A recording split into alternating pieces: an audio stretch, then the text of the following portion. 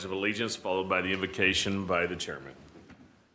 I pledge allegiance to the flag of the United States of America and to the republic for which it stands, one nation under God, indivisible, with liberty and justice for all.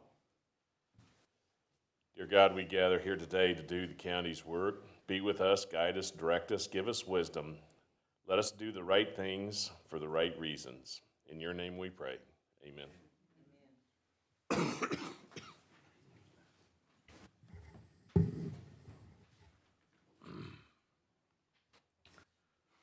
Commissioners, the consent agenda. I would make a motion that we approve the consent agenda. Second. It's been moved and seconded to approve the consent agenda with the considerable tax roll changes. I don't think we're broke, but we're near it. So the appraiser's office has to help us into the new year. Been a motion to approve the consent agenda. Any further discussion? All in favor say aye. Aye. Opposed? Motion carries. Madam Clerk, anyone register with you to address the board today in public comment? No, sir. Anyone here gathered wish to address the commission on matters of public information? Hearing none, we'll move on to the business items. The board is asked to consider the approval of appointments to the Planning Commission. Good morning.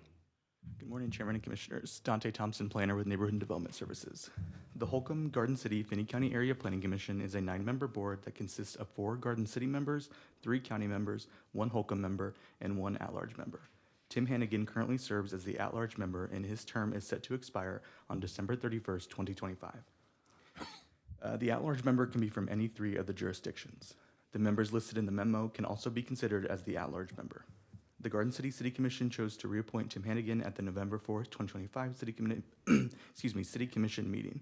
The Holcomb Council reappointed Tim Hannigan at the December 10th, 2025 City Council meeting. And there are 3 alternatives in front of you. The governing body may appoint Tim Hannigan to the Holcomb Garden City Finney County Area Planning Commission. The governing body may appoint one of the other names listed above to the Holcomb Garden City Finney County Area Planning Commission, or the governing body may provide staff with alternative direction. And staff recommends that the Board of County Commissioners reappoint Tim Hannigan for a 3-year term to the Holcomb Garden City Finney County Area Planning Commission for the at-large member seat. All the applications were attached with the memo, and I'm happy to answer any questions that you guys have. Questions for the presenter? If none, then is there a motion? I'll move to reappoint Tim Hannigan. Second. Been moved and seconded to appoint Tim to Mr. Hannigan for a 3-year term to the Holcomb Garden City Finney County Area Planning Commission. Any further discussion? Hearing none, all in favor say aye. Aye. Opposed? Motion carries. Thank you. Next up, Mr. Administrator. Good morning, Commissioners.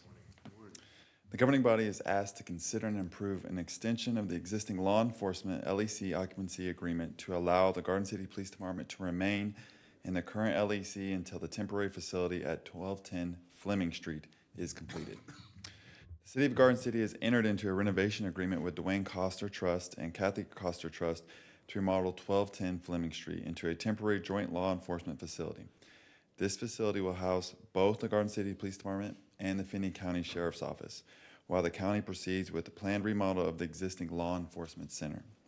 While the temporary facility was originally expected to be ready by the end of 2025, renovation timelines now indicate the project will require an additional 10 to 12 months, and as a result, both agencies must continue to operate within the existing LEC longer than anticipated. To support this transition, an amendment extending the long-standing LEC occupancy agreement originally executed September 12th of 2000 and last amended July 5th, 2016 has been prepared. The extension maintains current operational arrangements and cooperative responsibilities until December 31st, 2026, aligning occupancy with revised timeline for completion for the 1210 Fleming Street. This extension aligns operationally and strategically with the county's planned LEC remodel and ensures that both partners can maintain uninterrupted law enforcement services until a fully functional temporary facility becomes available. The extension provides a clear, coordinated path for both jurisdictions, allowing the county to schedule and initiate LEC improvements once relocation to 1210 Fleming Street occurs. So there are 3 alternatives for the governing body to choose from. The governing body may approve the extension of the existing LEC occupancy agreement until the temporary facility at 1210 Fleming Street is completed and ready for occupancy. 2, the governing body may deny the extension of the existing LEC occupancy agreement and provide staff with alternative direction. And 3, the governing body may direct staff to modify or renegotiate the extension terms prior to bringing them back for consideration. So it is staff's recommendation that the Board of County Commissioners approve the extension of the Finney County Law Enforcement Occupancy Agreement with the City of Garden City until the temporary law enforcement facility at 1210 Fleming Street is ready for occupancy. The extension maintains existing operational and financial arrangements, and no new county expenditures are anticipated as a result of this action. Any future budget impacts associated with the LEC remodel or transition to the temporary facility were presented to the board for consideration at the appropriate time. And I'm happy to answer any questions. Commissioners? Derek, what's the holdup on the temporary spot, that they need 12 months more? Yeah, so I think design of the LEC, and then once the sheriff's office decided to go over there with the Garden City Police Department, that significantly delayed the timeline.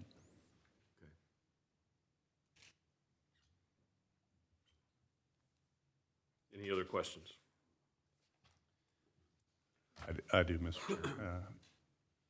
Derek, on the, with the timeline of the bond issue, the building, this is now pushing forward a year, 10 months, 12 months before we move in the temporary.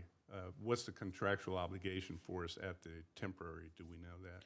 So I believe the city and assistant or deputy city manager Danielle Burke is here to help you answer some questions. But I believe the city is using temporary notes to pay for the temporary move to 1210 Fleming until sales tax proceeds can be collected at the time to help reimburse those costs. However, what's our timeline of what's our obligation at staying at 1210 Fleming Street? Our obligation or the city? The city entered City into. and county. Yep, the city entered into agreement, a 5-year, I believe, agreement starting July 1st. Is that correct? So, Thank you. How are we, I've probably seen this, but how are we splitting the cost of that?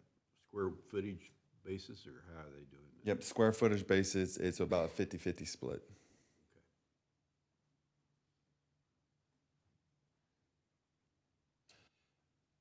Derek, I understand why we're doing what we're doing, but for any of the viewing public, and seeing where some folks are not having a good understanding of why the police department and the sheriff's office is moving into the building at 1210 Fleming.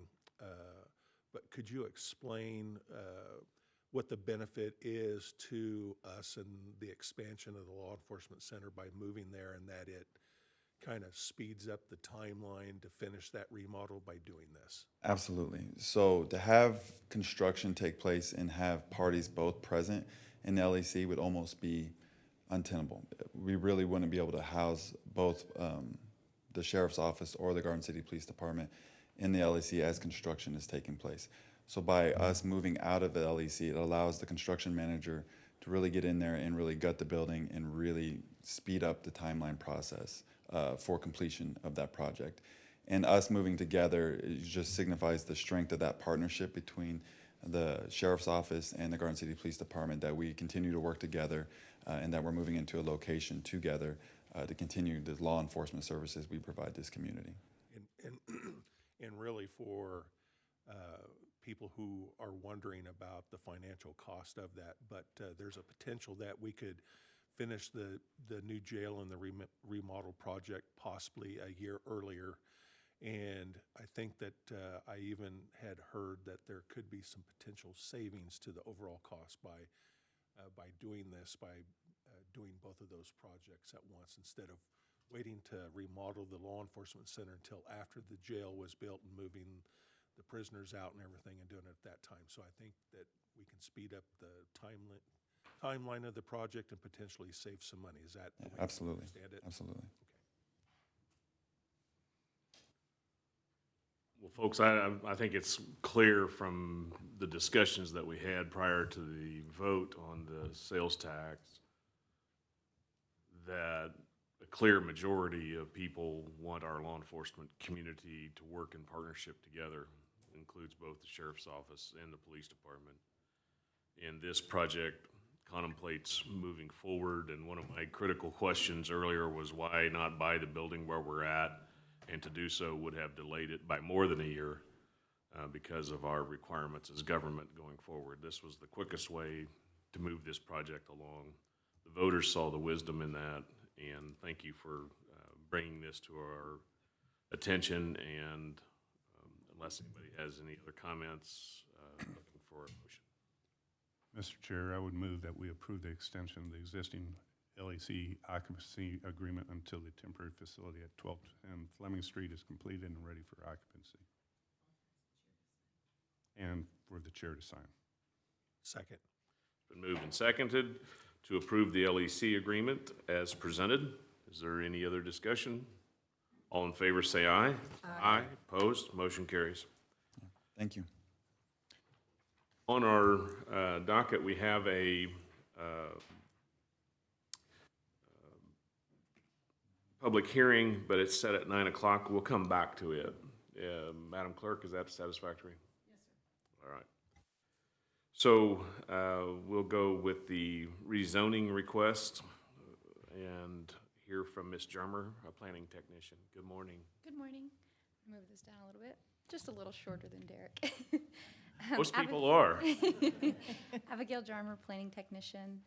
The Board of County Commissioners is asked to consider a resolution to rezone the property generally located at 6600 East Weldon Road from RI, Rural Industrial District, with an AIO, Airport Influence Overlay District, to RR, Rural Residential District, with AIO, Airport Influence Overlay District.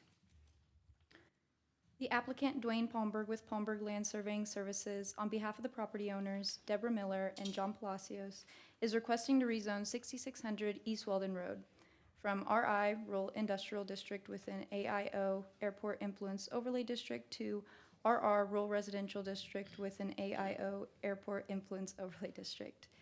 The property is currently has a single-family home and contains 24.482 acres. Property is currently undergoing the plat approval process, and the Palacios addition is split across 3 lots. The Lot 1 is the 24.482 acres, Lot 2 is 3.28 acres, and Lot 3 is 14.076 acres. The Finney County Future Land Use Map designates this area as mixed use. Lot 1 of the Palacios addition, or 6600 East Weldon Road, is currently used for residential purposes, making a residential zoning district more appropriate. During the plat review process, the applicant was notified that the property must be rezoned before the parcel plat can be approved. The proposed RR zoning district would bring the property into compliance with the Finney County Board zoning regulations. The Board of County Commissioners may make its findings according to the criteria in section 27.040 of the Finney County zoning regulations, and below is that criteria.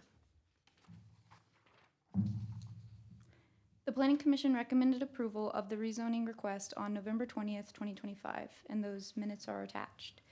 The Board of County Commissioners has 3 alternatives before them today. The Board of County Commissioners may adopt the Planning Commission's recommendation by adopting Resolution 36.2025, or alternative 2, the Board of County Commissioners may override the Planning Commission's recommendation by a 2/3 majority vote. Alternative 3, the Board of County Commissioners may return the recommendation to the Planning Commission with a statement specifying the basis for the governing body's failure to approve or disapprove. Staff recommends alternative 1 to adopt the Planning Commission's recommendation by approving Resolution 36-2025. Questions, Commissioners? Chairman, I'd like to make a motion that we approve alternative number 1. The Board of County Commissioners may adopt the Planning Commission's recommendation by adopting Resolution 36-2025. Second. It's been moved and seconded to do alternative number 1 and adopt the Planning Commission's recommendation and adopt Resolution 36-2025. Is there any further discussion? All those in favor say aye. Aye. Opposed? Motion carries. Next. Abigail Jarmer again. The Board of County Commissioners is asked to consider and approve the parcel plat for Palacios Edition. Dwayne Palmberg with Palmberg Land Surveying Services, on behalf of the property owners, John Palacios and Deborah Miller, is requesting to plat the Palacios Edition, generally located at 1015 South Raceway Road. The plat contains 3 lots. Lot 1 is approximately 24.482 acres. Lot 2 is approximately 3.2 acres, and Lot 3 is around 14.076 acres. There is a single-family home on Lot 1, a shop on Lot 2, and Lot 3 is vacant. The property is zoned RI, Rural Industrial District, within AIO, Airport Influence Overlay District, and the owners are going through the process to rezone Lot 1 to RR, Rural Residential District, with AIO, Airport Influence Overlay District. The owner's intent with this plat is to split the ownership of the land. The third submittal of the parcel plat was presented for review on December 4th, 2025, and was found to meet the minimum requirements of the zoning and subdivision regulations. The Planning Commission recommended approval of the plat at its meeting on November 20th, 2025, and again, those meeting notes are attached. There are 2 alternatives before you today. The Board of County Commissioners may approve the parcel plat of Palacios Edition, or the Board of County Commissioners may not approve the parcel plat of Palacios Edition. And staff recommends alternative 1, approval of the parcel plat of the Palacios Edition.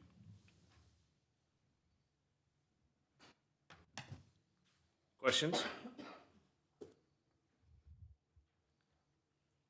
I would like to make a motion that the county commission approve the parcel plat of the Palacios Edition, alternative number 1. I'll second. Moved and seconded to approve the Palacios Edition as presented. Is there any further questions? All those in favor say aye. Aye. Opposed? Motion carries. I'll sign the plat. Thank you.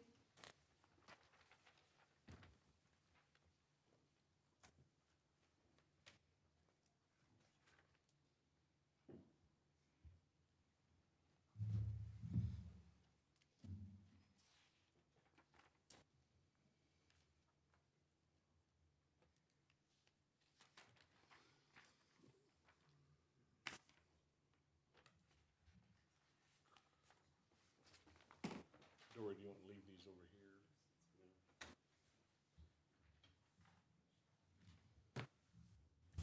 We have a new person. Yep. Good morning, Chairman and Commissioners. Mackenzie Phillips, Development and Administrative Coordinator. So before you this morning, the Board of County Commissioners is asked to consider a resolution to rezone the property generally located at 4950 West Jones Avenue in Finney County, Kansas, from A Agricultural District to WR Working Rural Residential District. The applicant, Burt West with Pro Stake Surveying, on behalf of the property owner, Andrew Larson Jr., is requesting to rezone approximately 14.95 acres of the property generally located at 4950 West Jones Avenue from A Agricultural District to WR Working Rural Residential District. This property is currently undergoing the platting process. On October 16th of 2025, the Planning Commission approved the preliminary plat and recommended approval of the final plat for the Longhorn Lane Second Edition. The final plat cannot be approved by the Board of County Commissioners until the property is rezoned. Once platted, the area of the rezoning request will consist of 3 lots. Lot 1, Block 1, approximately 5 acres. Lot 2, Block 1, approximately 5.37 acres. And Lot 3, Block 1, approximately 7.58 acres. The Finney County Future Land Use Map designates this area as mixed use, which is consistent with the proposed use. Both lots are currently vacant, and the applicant intends to sell the lots for residential use. During the plat review process, the applicant was notified that the property must be rezoned before the final plat can be approved by the Board of County Commissioners. The proposed WR zoning district requires a minimum lot size of 5 acres and allows for single-family homes. Additionally, the WR zoning district would permit 1 semi-truck and 1 semi-trailer to be parked on the property once the primary structure is constructed, without requiring a conditional use permit to the Board of Zoning Appeals, which is required in other residential zoning districts. The road adjacent to the property is paved, which helps mitigate potential negative impacts of semi-truck use, such as reduced dust or air quality concerns, improved driving safety, and greater road durability. The WR zoning district includes enforceable conditions which staff can review in any complaints that are received. These conditions include the following: that one truck and one trailer owned or leased by the property, that there's only one truck, one trailer owned or leased by the property owner, and all waste materials must be removed from the property within 72 hours and properly disposed as required by state and federal regulations. The Board of County Commissioners may make its findings in accordance with the criteria outlined in section 27.040 of the Finney County zoning regulations, and below is a list of that criteria. The Planning Commission recommended approval of the rezoning request on November 20th, 2025, and the meeting minutes are attached. This morning, there are three alternatives before you. The first, the Board of County Commissioners may adopt the Planning Commission's recommendation by adopting Resolution 37-2025. Second, the Board of County Commissioners may override the Planning Commission's recommendation by a 2/3 majority vote. And third, the Board of County Commissioners may return the recommendation to the Planning Commission with a statement specifying the basis for the governing body's failure to approve or disapprove. And staff recommends alternative 1 to adopt the Planning Commission's recommendation by approving Resolution 37-2025.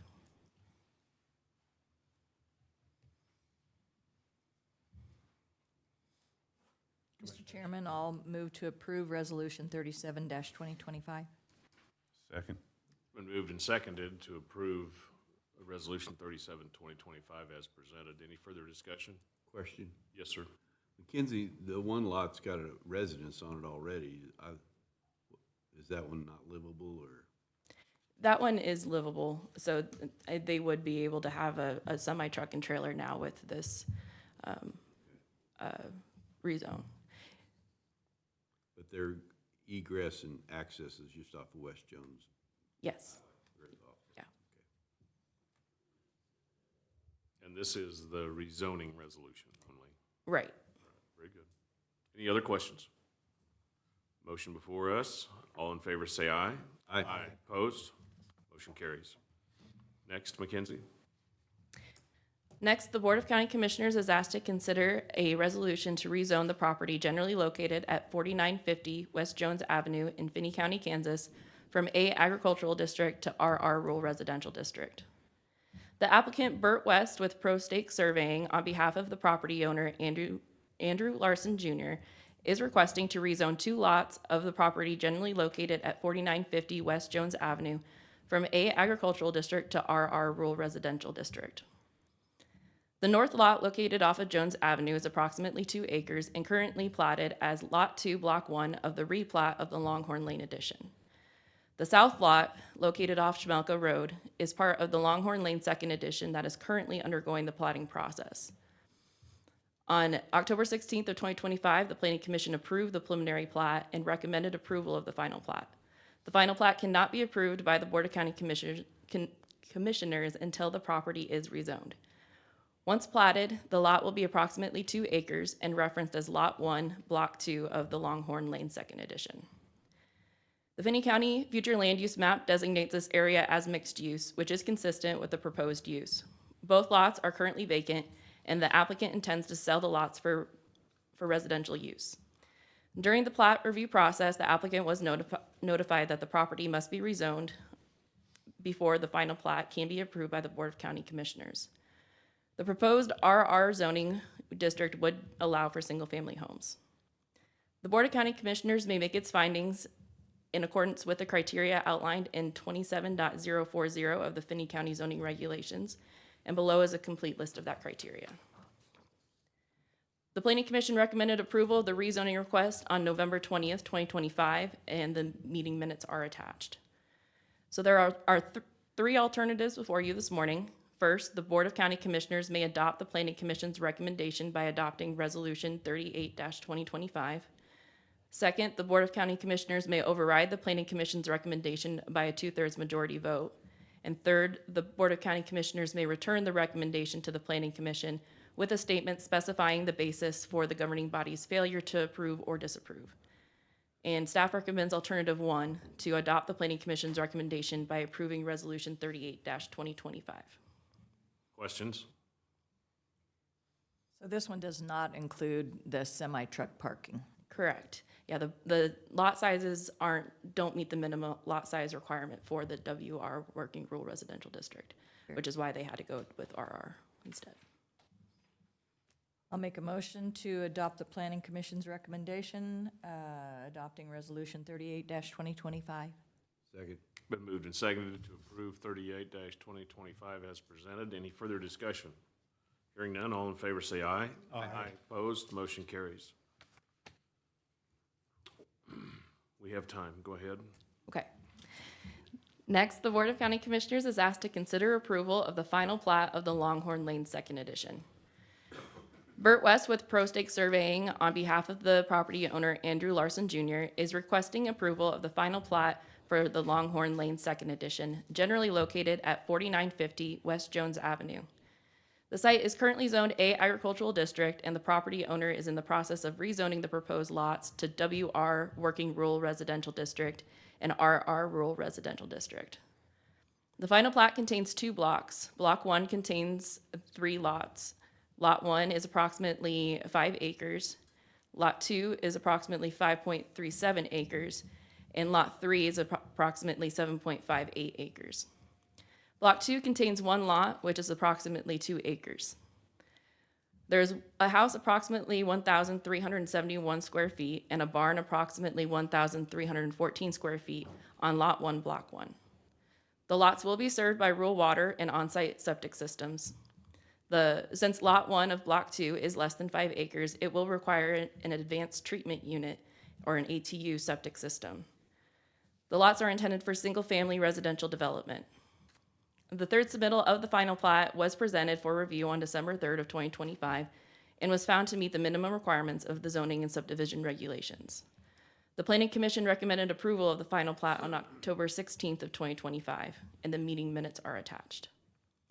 There are 2 alternatives before you this morning. The first is the Board of County Commissioners may approve the final plat of the Longhorn Lane Second Edition, or second, the Board of County Commissioners may not approve the final plat of the Longhorn Lane Second Edition. And staff recommends alternative 1, approval of the final plat of the Longhorn Lane Second Edition.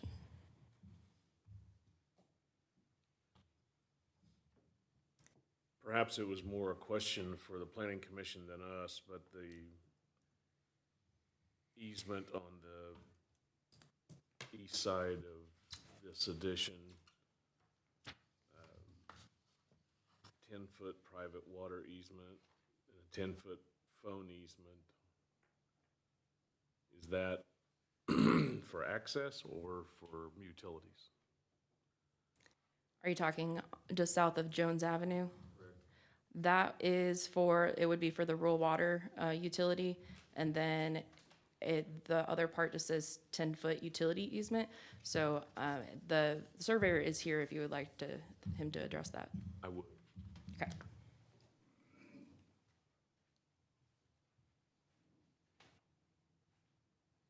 Good morning, sir. Please announce yourself for the viewing public. Good morning. Burt West, Pro Stake Surveying. What's going to be the access, the access for that Lot 1, Block 2, Longhorn Lane Second?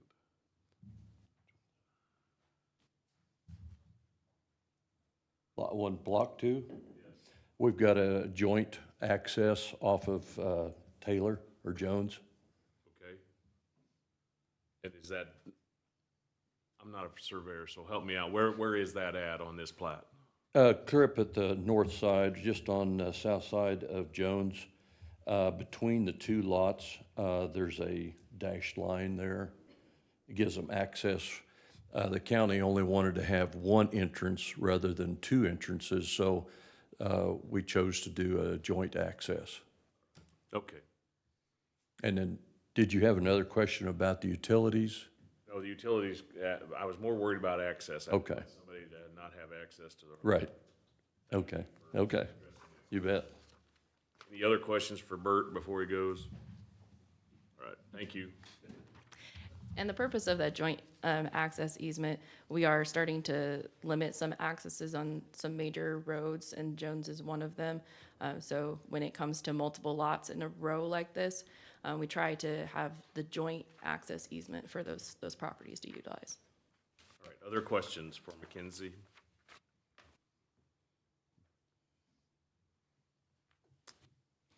motion to approve the final plat for Longhorn Lane Second Edition? So moved, Mr. Chairman. Thank you. Second. Been moved and seconded to approve the Longhorn Lane Second Edition. Any further discussion? All in favor say aye. Aye. Opposed? I'll sign. Thank you. I wondered what they were gonna do with that stuff out there, drive by it.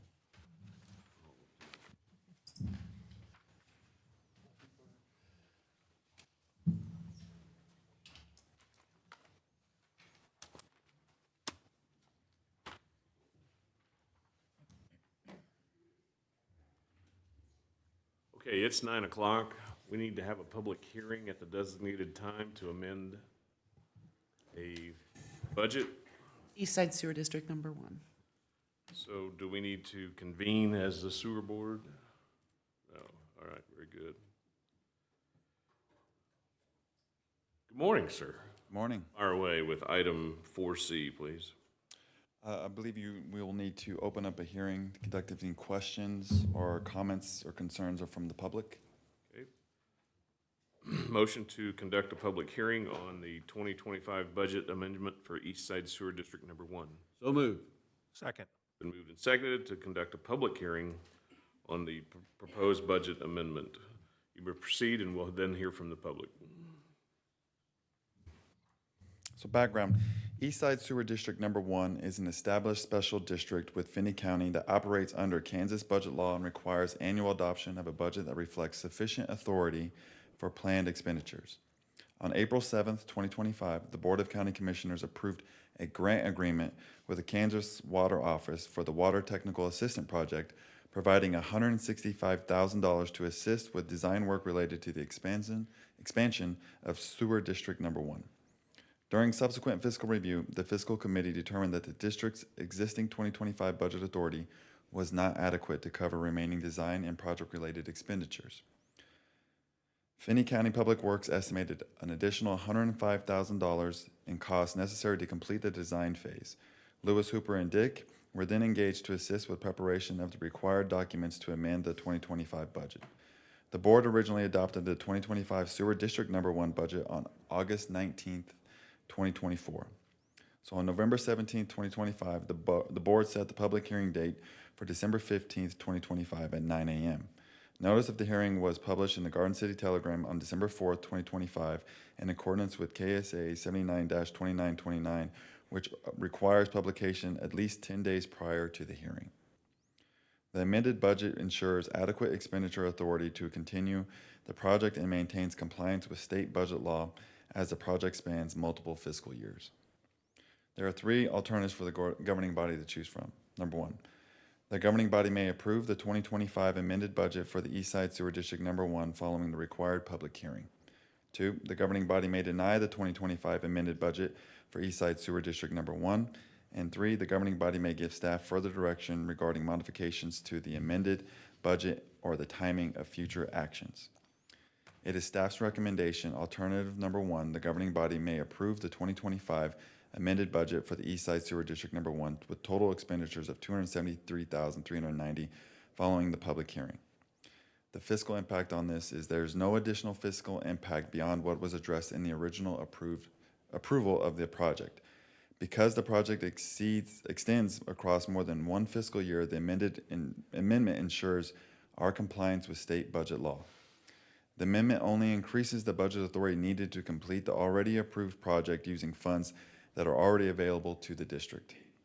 This amendment does not require new taxes, new funding, or additional county financial commitments. All right. Questions for Derek, and then we'll hear from the public. Hearing none. Anyone here wish to address the commission in the form of any public comment with regard to the notice of hearing given, the amended budget? No one is here for comment. All right. Commissioners, do you have any questions, or are we ready for a motion?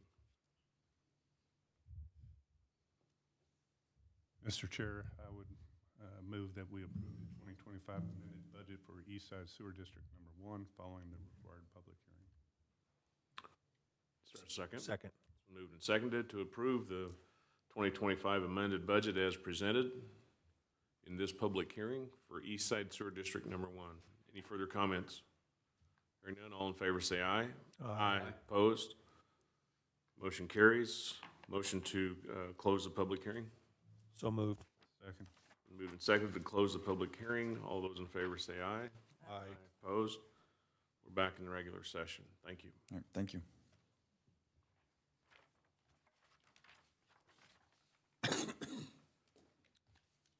Mackenzie, you're back up.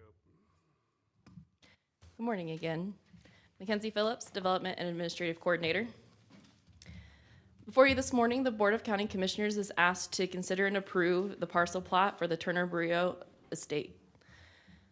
Dwayne Palmberg with Palmberg Land Surveying Services, on behalf of the property owner, Linda Turner, is requesting to plat the Turner Burrito Estate, generally located at 13310 Jenny Barker Road in Finney County, Kansas.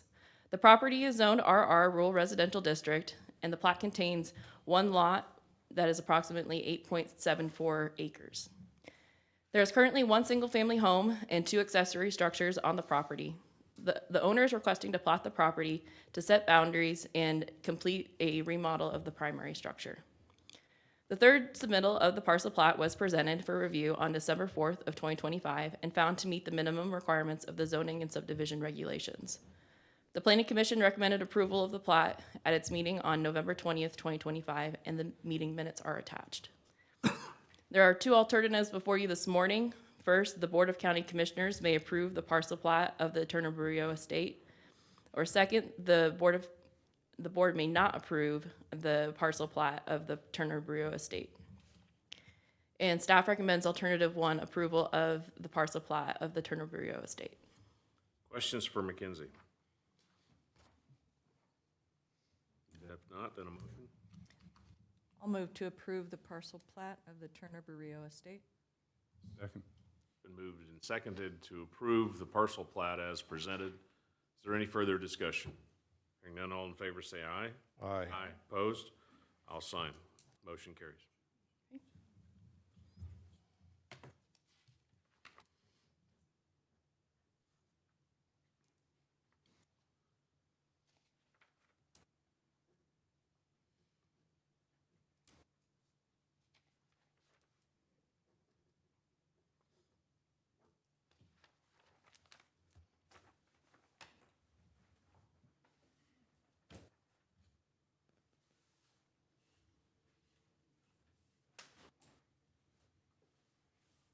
Please proceed.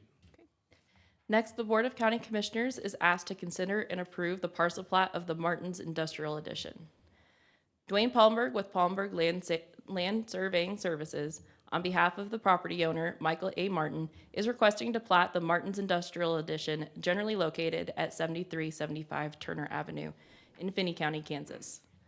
The plat contains one lot that is approximately 1.85 acres.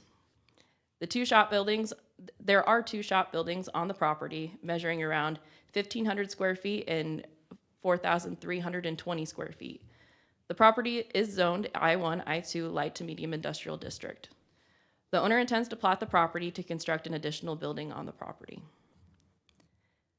The third submittal of the parcel plat was presented for review on December 4th of 2025 and was found to meet the minimum requirements of the zoning and subdivision regulations.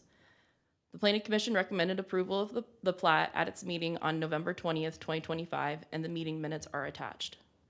There are two alternatives before you this morning. First, the Board of County Commissioners may approve the parcel plat of the Martins Industrial Edition. And second, the Board of County Commissioners may not approve the parcel plat of Martins Industrial Edition. And staff recommends alternative one, approval of the parcel plat of Martins Industrial Edition. Questions for Mackenzie? Mackenzie, years ago, we had a request to close Turner Avenue. Mm-hmm. And you have to refresh my memory. We closed part of it, didn't we? Yes, there was part of it was closed, and that was the part to the east. So it's, I believe, this property and no, I think it's east of this property. So anything east is has been vacated. And that roadway easement is not maintained by the county. It is, it specifically states on the original plat that it is to be maintained by the HOA. Mr. Chairman, I move we approve the plat. Second. It's been moved and seconded to approve Martin's Industrial Edition, a replat of Lot 1, Block 3, IX Ranch, Second Edition to Finney County. Is there any further discussion? All in favor, say aye. Aye. Opposed? I'll sign. Motion carries. Thank you.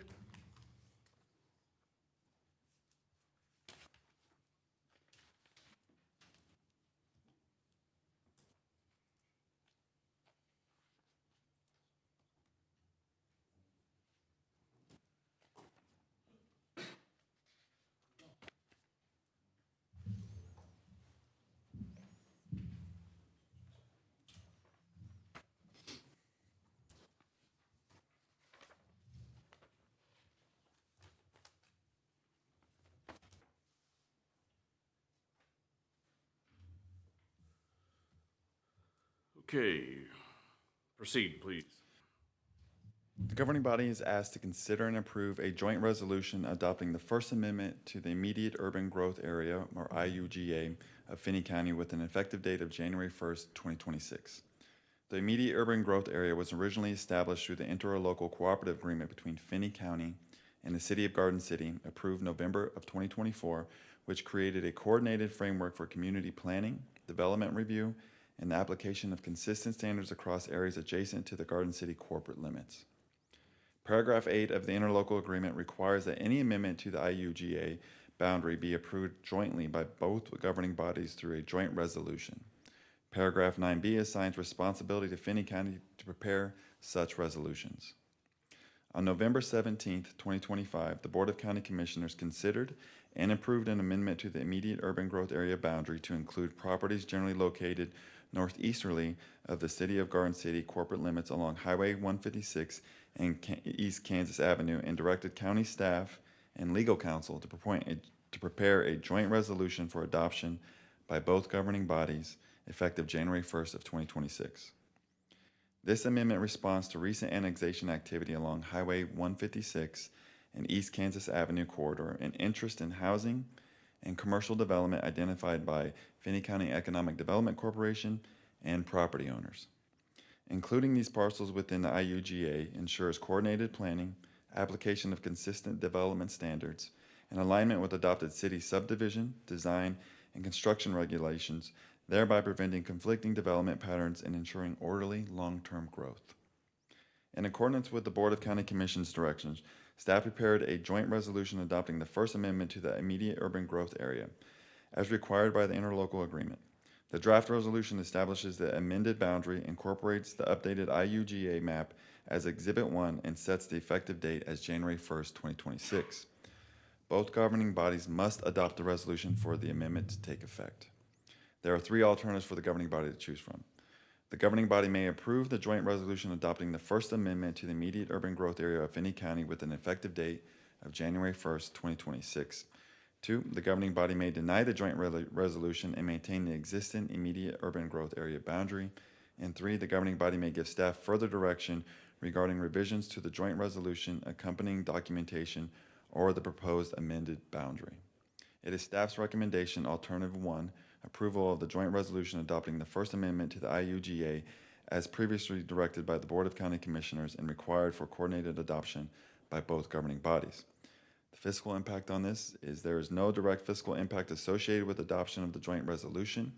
Future infrastructure planning, development review, and service coordination implications will be evaluated as projects within the amended IUGA are proposed. And I'm happy to answer any questions. Questions, commissioners? Has the city approved this, or this is our recommendation to them? It's on their agenda for tomorrow's meeting. All right, very good. I'll move to approve alternative 1. Second. Been moved and seconded to cut off the chairman and go ahead and vote. And all those in favor say aye. Aye. Opposed? Motion carries. Thank you for your work on this. Yep, thank you. Be efficient with our time, sorry. Next up is to hear from the treasurer. Good morning, Chairman and Commissioners. Trista Joyce, Finney County Treasurer. So the Board of County Commissioners is asked to consider an updated municipal agreement with the state of Kansas to utilize the set-off program. The set-off program began in 1981 following legislation that allowed the State of Kansas Department of Administration to set off monies from payments owed by the State of Kansas to vendors and individuals against debts those entities owe to the State of Kansas municipalities and district courts. Finney County entered into an agreement with the State of Kansas in November of 2005 to utilize the set-off program for the purpose of assisting in the collection of delinquent personal property tax. Finney County receives approximately 5 collections from the set-off program per year. In November of 2025, the State of Kansas requested the approval of an updated municipal agreement for the continued use of the set-off program. Changes to the agreement include a slight increase in state collection fees and procedural changes which better align with operational practices. The alternatives before you are the Board of County Commissioners may approve the municipal agreement for the State of Kansas set-off program and allow the Finney County Treasurer to sign, or 2, the Board of County Commissioners may reject the municipal agreement for the State of Kansas set-off program. The recommendation is staff recommends alternative 1, the approval of the municipal agreement for the State of Kansas set-off program and allow the Finney County Treasurer to sign. Fiscal impact, there are no direct costs to Finney County. However, Finney County will forego any collections that might have been made through the set-off program if the municipal agreement for the set-off program is not approved. Are there any questions? Questions, commissioners? I'll move to approve alternative 1. I think that's a good idea. Is there a second? Second. Been moved and seconded to approve the municipal agreement updated as presented. Any further discussion? Hearing none, all in favor say aye. Aye. Opposed? Go get them. Thank you. Harvest season, isn't it? And we'll next hear from the Emergency Medical Services Director. Please announce for the viewing public, they should be getting to know you by now. Good morning, ladies and gentlemen. Kenny Smith, Finney County EMS Director. The governing body is asked to consider and approve the contract or agreement with First Due. A little bit of background, Finney County EMS currently utilizes Active 911. It's an email-based call notification system that assists with unit paging, address directions, and timestamping. Over the past several months, Active 911 has become increasingly unreliable, with repeated failures in message delivery and system functionality. As a result, EMS crews are not consistently receiving timely information necessary for effective emergency response. Approximately 2 years ago, when the City of Garden City transitioned to Tyler Technologies, the Garden City Fire Department adopted First Due as its operational software platform. Over the past 6 months, GCFD has graciously allowed us to test the First Due to determine whether it would meet operational needs. During this evaluation period, staff found that First Due provided significantly improved capabilities, including real-time unit tracking, enhanced dispatch notes, more accurate location information, and improved mapping. First Due also supports pre-incident planning features that allow EMS to store access code and location details for residential and commercial properties, improving emergency entry when occupants are unable to open the doors. Based on operational testing, staff have determined that First Due is more reliable, more functional, and better aligned with modern emergency response needs than the existing system. The proposed contract includes a one-time setup fee of $1,800 and an annual subscription fee of $6,950 for 2026. Existing Active 911 licensing cost is $787.50 per year and would be discontinued upon the adoption of First Due. You have 3 alternatives before you. The governing body may approve the agreement with First Due and authorize the county administrator to execute the contract. Number 2, the governing body may deny the agreement with First Due and retain current Active 911 system. Or number 3, the governing body may give staff further direction regarding revisions to the proposed contract or evaluation of additional software options. Staff recommends alternative 1, approve the agreement with First Due and authorize the county administrator to execute the contract. The fiscal impact for this First Due implementation includes a one-time setup fee again of $1,800 and the 2026 annual subscription fee of $6,950 for a total expenditure of $8,750. This purchase was not included in the 2026 operating budget for EMS. Funding for this first-year expense will be drawn from the EMS Equipment Reserve Fund, which has a current balance of $555,904.38. Beginning in 2027, the annual subscription cost will be incorporated into the EMS operating budget for ongoing funding. Are there any questions? Kenny, number one, how's their mapping? So their mapping, County work? yeah, how it's listed is through, it's very specific to address.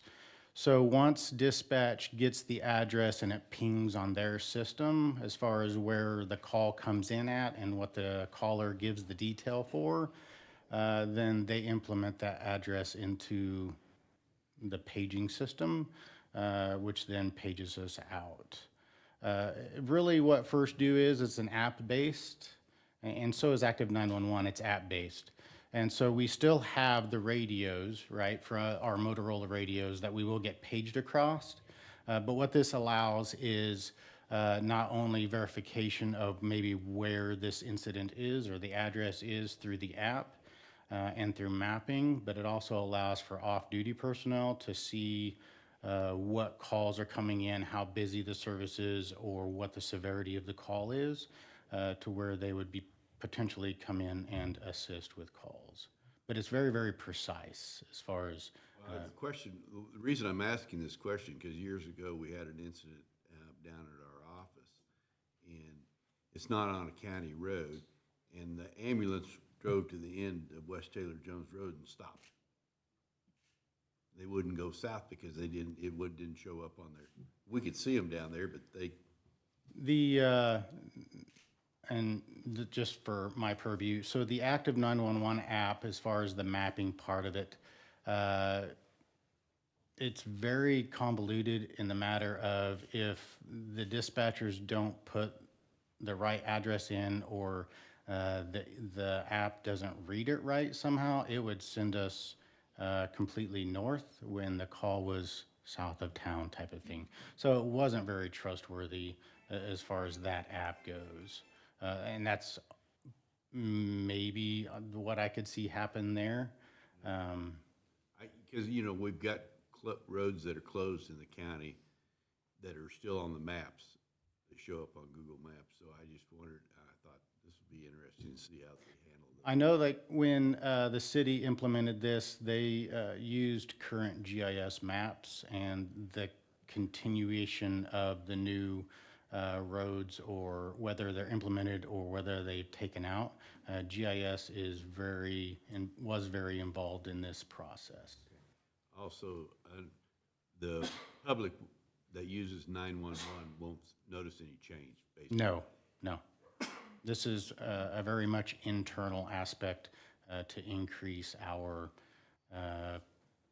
hopeful probability of getting on scene quicker. Good. So. Any other questions?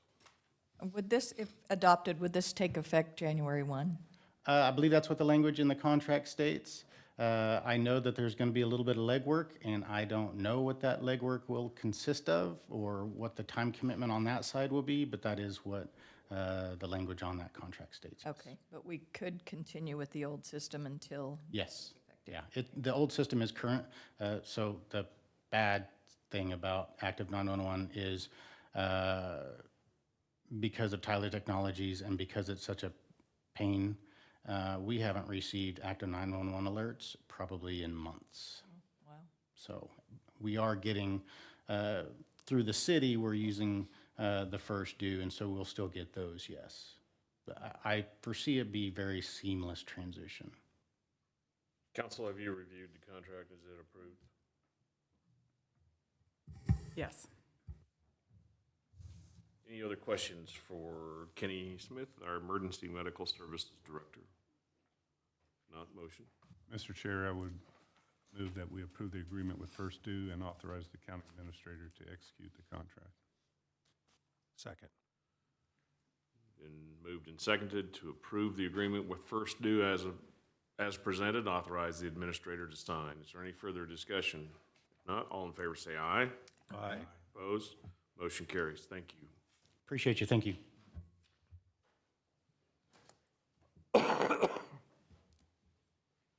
Next, we'll hear from the clerk. Good morning. Good morning, Commissioners. Today, the Board of County Commissioners is asked to consider and certify to the county clerk accounts from Sewer District Number 2 as delinquent and order the amounts to be placed on the tax roll. Since 2012, the clerk's office bills specific Sewer District Number 2 properties monthly for a lateral that was installed in 2012. The repayment was calculated in Resolution 36/2011, which set the monthly fee at $42.36 per property for 20 years. The clerk's office annually reviews account delinquencies for Sewer District Number 2. One property is currently delinquent, and despite receiving monthly statements, letters, and phone calls, the account remains unpaid. Pursuant to KSA 1927A11, when ordered by the governing body of a district, the county clerk shall place the tax upon the tax roll for collection, subject to the same penalties and collected in the same manner as other taxes. You have two alternatives before you today. Number one, to authorize the chair to sign the order to the county clerk to place the delinquent accounts for Sewer District Number 2 on the 2025 tax roll as a special assessment, or decline to authorize the chair to sign that order to place the delinquent accounts on the tax roll as a special assessment and direct staff as to alternative collection attempts. Our recommendation today is to authorize the chair to sign an order to the county clerk to place the delinquent accounts for Sewer District Number 2 on the 2025 tax roll as a special assessment. The fiscal impact on this, in addition to simply repaying those construction costs, the fees collected are used to fund maintenance and repair of that sewer system lateral in Sewer District Number 2. So if you have any questions, I'd be happy to try to answer them. Thank you. Anything, Commissioners? Motion? I'll move to approve alternative 1. Second. Been moved and seconded to approve the order as presented. Is there any further discussion? All those in favor say aye. Aye. Opposed? I'll sign the order. Thank you. Don't go anywhere. I'm Or O, cereal malt beverages, Madam Clerk. Yes, sir. The Board of County Commissioners is asked to consider the approval of 2 cereal malt beverage licenses, one for Hobo Truck Stop Number 2 and one for J-Mart Number 1. Both entities have met the necessary licensing requirements. Applications and related materials are available for review. Cereal malt beverage or beer containing more than 6% alcohol by volume cannot be sold without a valid CMB license that has been issued by the city or county where the licensee or where the license premise is located. The Board of County Commissioners must approve the issuance of the licenses to establishments located outside the city limits of an incorporated city. Finney County typically issues fewer than 10 licenses per year. So CMB applicants first submit their application to Alcohol Beverage Control at the state with a $25 state fee. ABC then reviews the application and authorizes additional stamps to be affixed to the application. The application is then mailed back to the applicant along with the additional stamps, and then the applicant has to bring those into our office. And then we would bring those to you for approval. The county clerk office reviews and verifies applications and presents requests to the Board of County Commissioners for approval. Once approved, the certificates are provided to the applicants and the issuance is reported to the state. At the time of agenda publication, it's unknown if additional entities are to be considered. And we did get a call late last week from one of our applicants, so I will have a second request after we address this first one. For this first one related to Hobo Truck Stop Number 2 and J-Mart Number 1, your alternatives are to approve the issuance of the 2026 cereal malt beverage licenses for Hobo Truck Stop Number 2 and J-Mart Number 1 by authorizing the chair to sign the license certificates, or the board may decline to approve the issuance of the cereal malt beverage licenses for Hobo Truck Stop Number 2 and J-Mart Number 1 and direct staff regarding communication to the applicants. The county clerk's office has reviewed and verified that the licensing requirements have been met for Hobo Truck Stop and J-Mart Number 1, and we would ask that you approve the issuance and authorize the chair to sign the 2026 cereal malt beverage licenses. Questions for the clerk? I haven't heard of anybody having any trouble with either of these vendors. Mr. Chair, I would move that we approve the issuance of the 2026 cereal malt beverage licenses for Hobo Truck Shop Number 2 and J-Mart Number 1 by authorizing the chair to sign the license certificates. Second. Been moved and seconded to approve alternative number 1 for Hobo Truck Stop Number 2 and J-Mart Number 1. Authorizing the chair to sign the license certificates. Any further discussion? All in favor, say aye. Aye. Opposed? Motion carries. We'll sign. Okay. Next. Before we go into the next item, related to cereal malt beverage licenses, one of our licensees we've been in contact with for about the last week, and this would be Maverick Truck Stop out by TA. They have had some difficulty getting their items back from the state.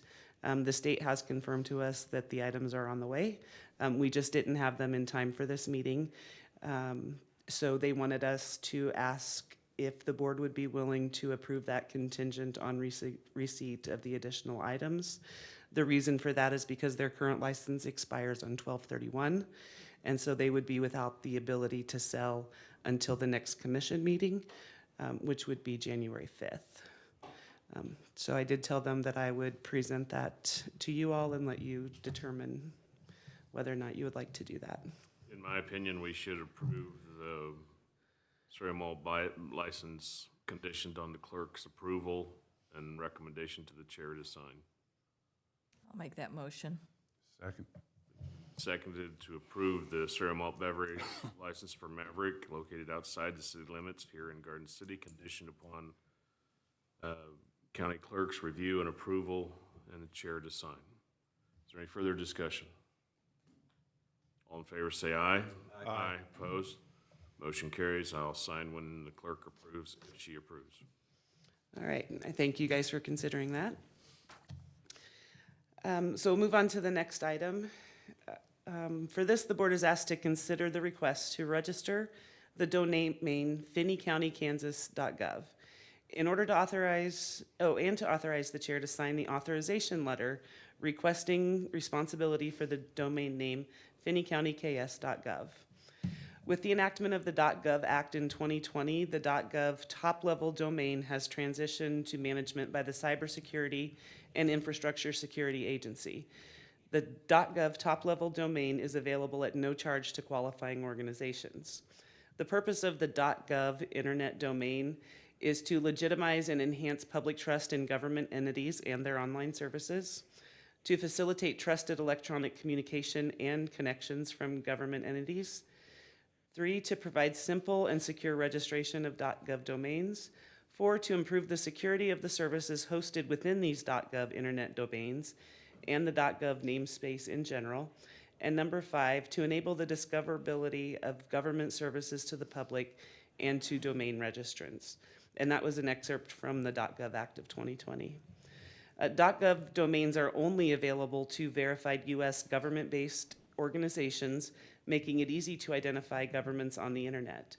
The public shouldn't have to guess whether the site they're on or the email in their box is genuine. Use of the .gov top-level domain can help reduce uncertainty and enhance trust. You have 2 alternatives before you today.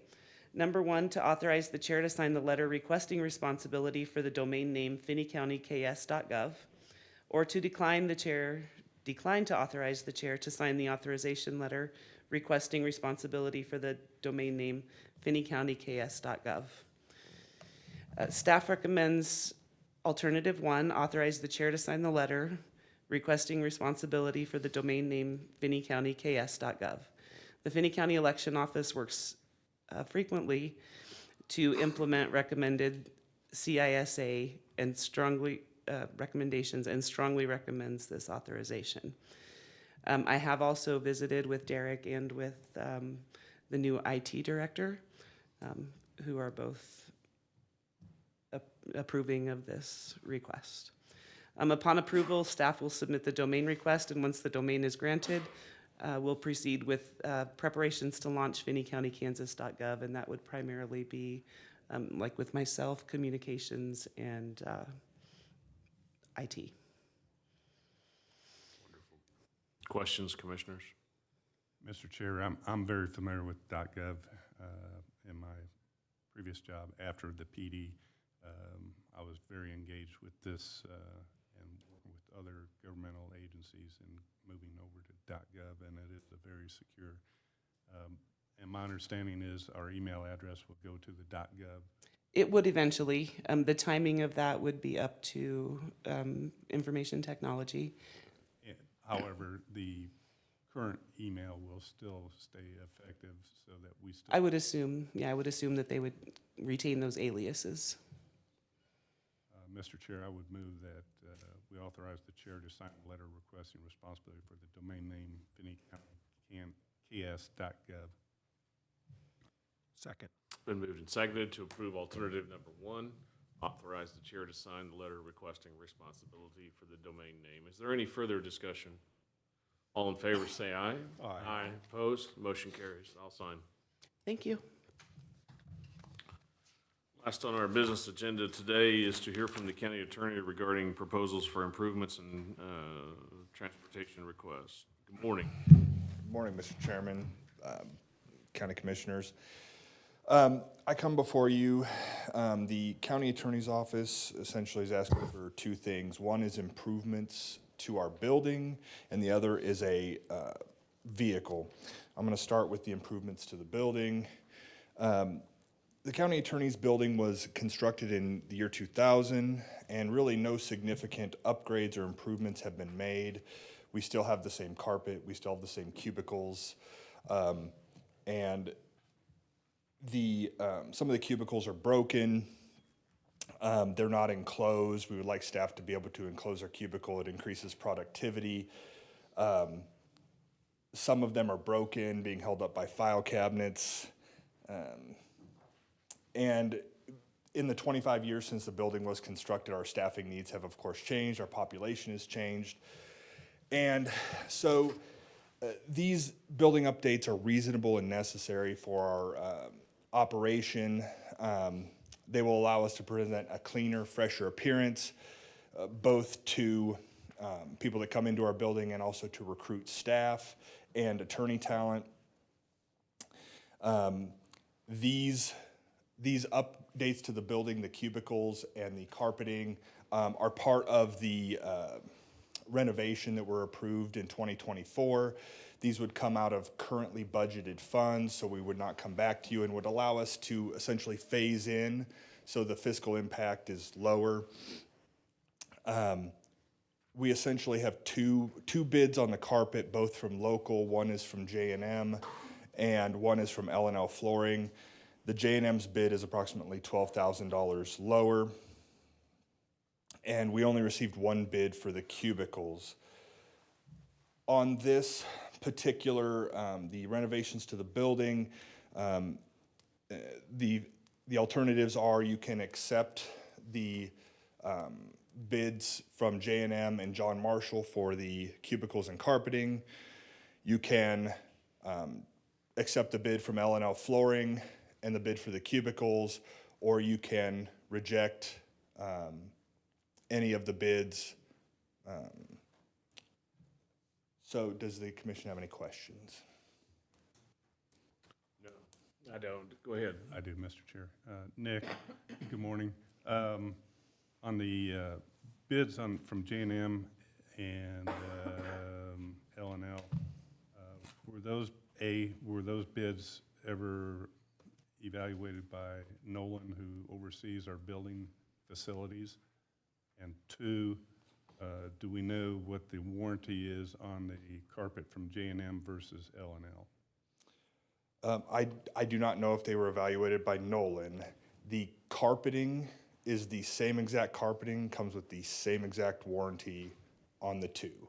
So we basically bid the same carpet with two different people. It's the same manufacturer, so there's no difference in the quality of the warranty. So the first question, I have no idea. The second question, same warranty. And then on the cubicles, who else did you submit bids to? Was there any local vendors? I do not know.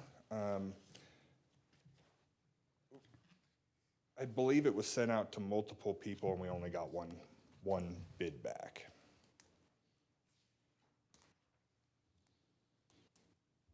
Do you know where John Marshall is from?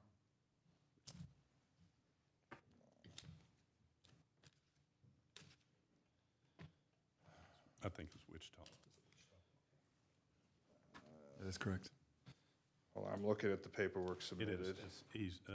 It's from Jamco Warehouse, Wichita, Kansas. Yes, Wichita. Nick, is there any doubt in your mind as the deputy that the request for the new carpet and the cubicles are reasonable and necessary for the efficient operation of the county attorney's office? There is not, Chairman. And the money is present in the budget to do these, and as I understand it, there's a real question as to compliance with the county's purchasing of products above a threshold of 30,000. Correct. That's why we're coming to you to ask for approval, because the amounts requested exceed the $30,000 threshold the commission has set for the expenditure of funds. And that's why we're coming here. We have the budgetary authority, but the county commission has not given us specific authority to spend those funds. But the appropriation of the funds has already been made in the 2025 budget, correct? That is correct. Other questions, commissioners? I don't have any questions. I did visit with Susan Richmeyer last week about this, and she did indicate that, I know that the county attorney's office doesn't have to abide by all of the policies that the county has for other departments and staff, but that they need to have their own policies. She said that they are working on that with Derek. I believe that is the case. That is correct. In light of that, I would think it would be appropriate to approve alternative one with the understanding that they continue that process and adopt those policies. I'll second. It's been moved and seconded to approve alternative number one with a recommendation to get a written policy on purchasing.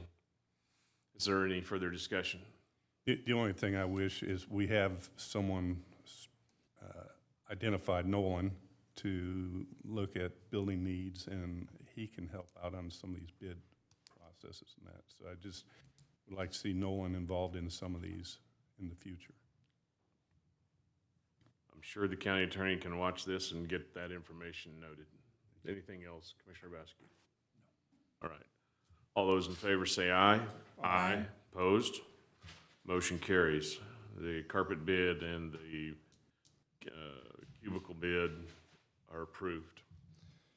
The second thing, Mr. Chairman, that we're asking the county commission for is for approval to purchase a vehicle for the county attorney's office.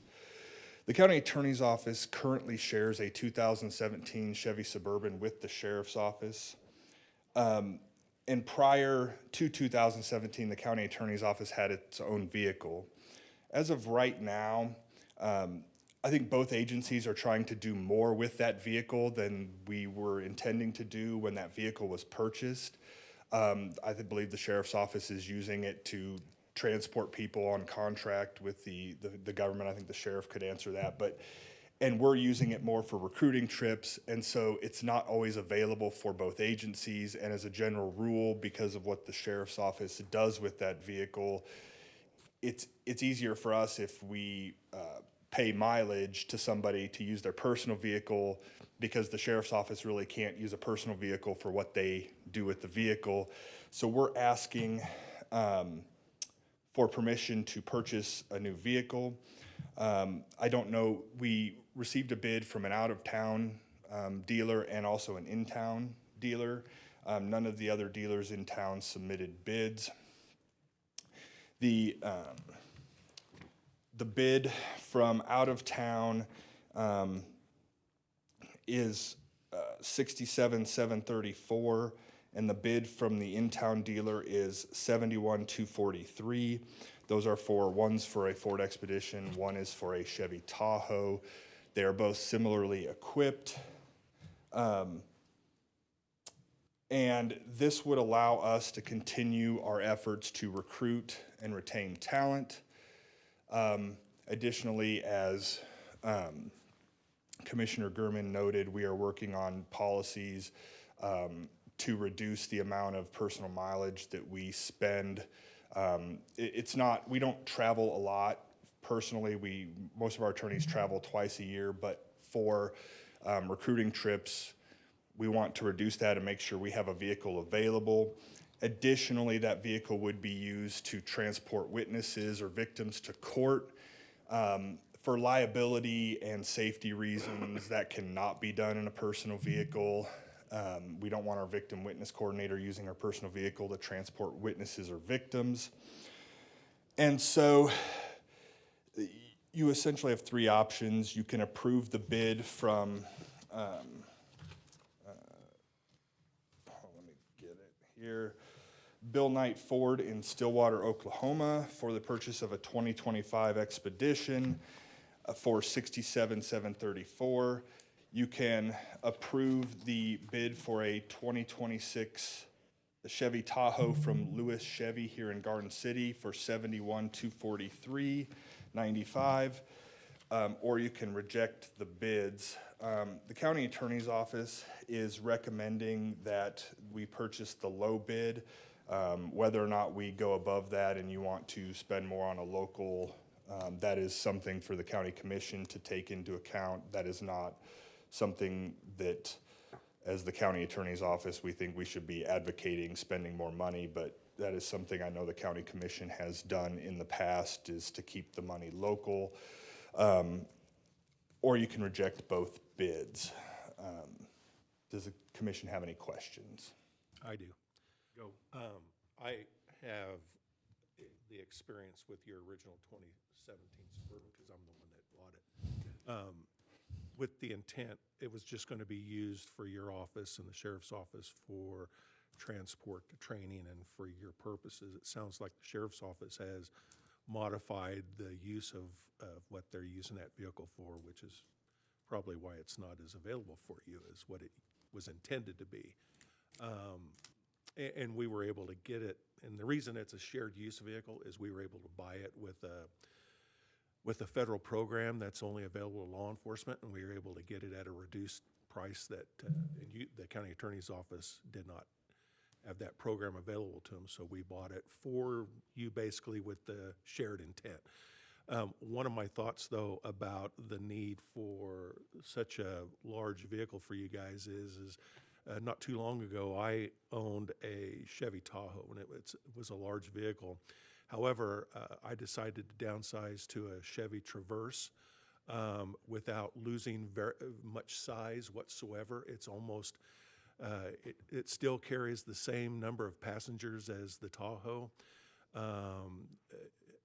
It came in at almost half of the price for a brand new one as what I paid for the Tahoe, so somewhere between 45 and 50. So I think that a vehicle like that for what your intent and purpose is, and it has better gas mileage, and the insurance rates on it are much cheaper. So my thinking is that perhaps maybe we should consider something a little bit smaller. And when I say smaller, it's about 6 inches smaller. And so there's not, the same room on the inside of it. I would like to see maybe resubmitting bids for those type of vehicles, which would be an Explorer, Traverse, that type of vehicle, and hopefully get something more local for a cheaper price. And I will just, we just went and purchased my wife a new vehicle. We purchased her a Chevy Equinox, and we did look at the Traverses, and I will tell you, the MSRP on a Traverse is, similarly equipped, is probably only about $10,000 less for a new one. I know I looked at one, and the sticker on it was about $60,000. I bought a brand new one this year for 47, so that was sticker. So it wasn't the High Country Tahoe that I had, which was significantly higher than the one that you're bidding, but I can tell you that it meets all of my needs, and I've taken it to Florida twice this year, and it was completely fine. That's just my thinking. I'm thinking for what your needs is that I just don't see the need. I drove a big Tahoe when I was sheriff, and if I was still sheriff, I would probably be going for something along the line of a Traverse size now for what I needed it for. Other comments, commissioners? Mr. Chair, I would concur with Commissioner Basque. You know, I had a Tahoe and as a chief, and I downsized to a Explorer, and there was plenty of room in there. And then when I retired and went to work for the government, I had a Traverse versus an Explorer, and there was a lot more room in that Traverse than the Explorer. But the main thing I want to emphasize here is we as a government entity need to look at bidding through the state contract where vehicles are much cheaper for government. We've had other department heads that have submitted bids through the state bids, and they were a lot less. So that would be my comment. Other comments?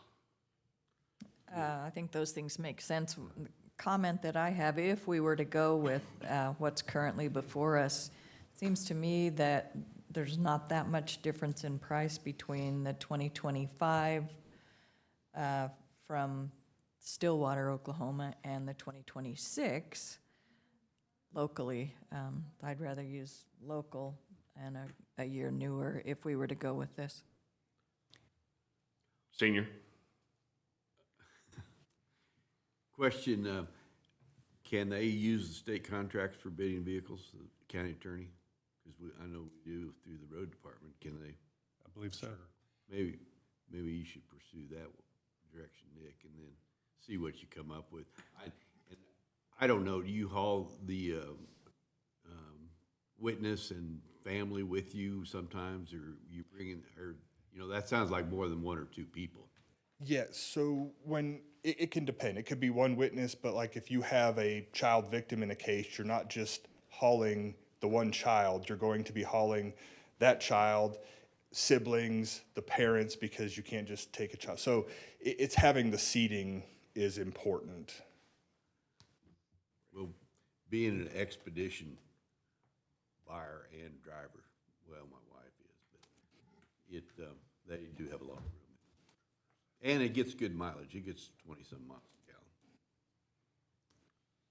Mr. Administrator, do we have a specific line item budget in the county attorney's budget for vehicles? I don't believe we do. Right. So where is the money coming from to purchase a vehicle?